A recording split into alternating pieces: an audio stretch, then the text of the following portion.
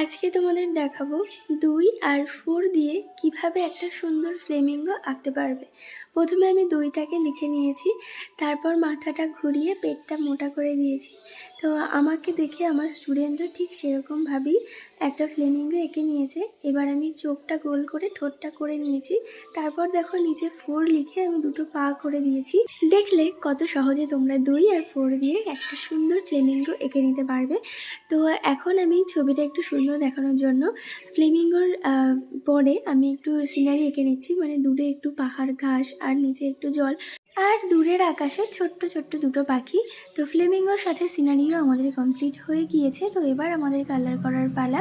তো কালার করার জন্য প্রথমেই নিয়ে নিয়েছি পিঙ্ক কালার দিয়ে ফ্লেমিঙ্গোর গোটা শরীরে রং করে দিলাম। আর ঠোঁটে দিয়েছি ডিপ ইয়েলো, চোখ আর পা করেছি ডিপ ব্রাউন দিয়ে, তারপর ব্ল্যাক দিয়েছি।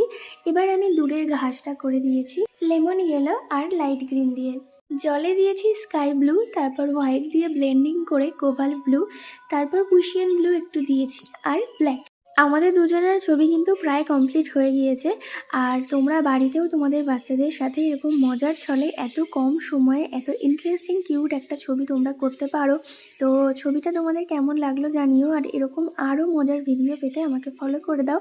আর তোমরা কী ধরনের ছবি দেখতে চাও কমেন্ট করে জানিও।